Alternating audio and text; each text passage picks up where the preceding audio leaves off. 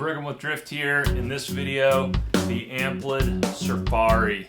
This is one of my favorites. Before I get into it, check out my specs and my biases below and see where I'm coming from as a rider. We own and get these boards in a variety of conditions and then tell you what we think about them. So here's the first thing you should know. This board is stiff and damp.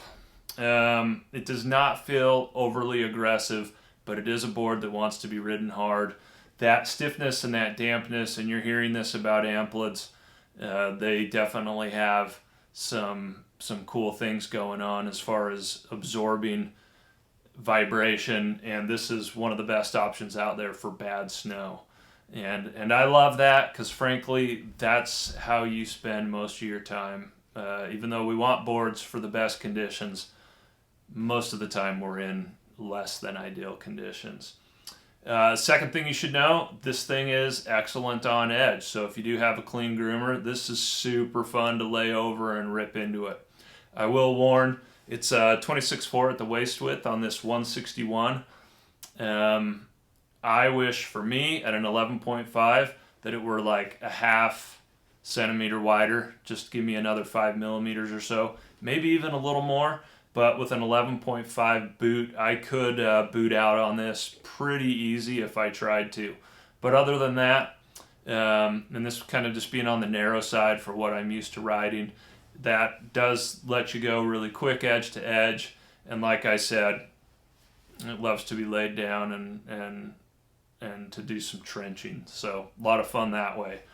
Also, if you get some pow between the wide nose, the taper, a little bit of a truncated tail, and some 3D shaping in the nose, you set this thing back. It's pretty fun in the pow, comparable to a lot of the similar shape boards that I've been on and talk about. Like, yeah, you set them back and they make for some fun turns and some clean snow.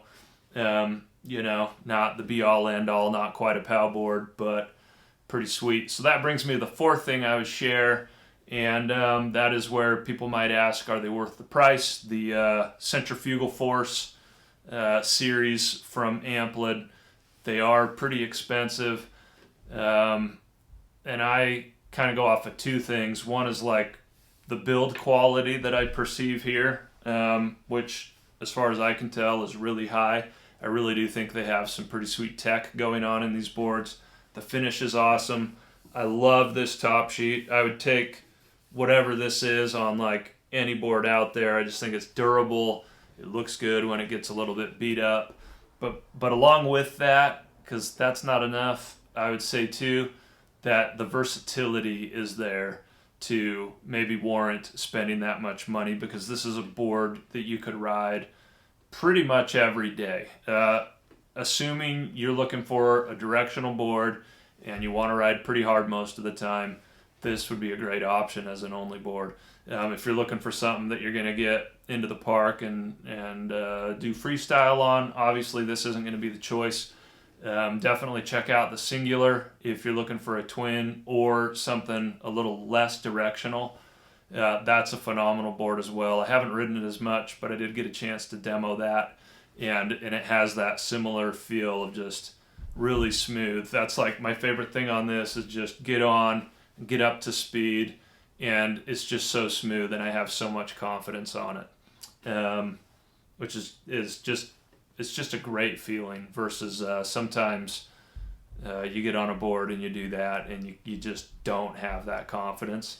Well, this just has it in spades. You just feel like you can go. Pretty cool if that's how you like to ride. So those are my thoughts about the Amplid Surfari. Hit me up in the comments if you got any questions, and thank you for watching.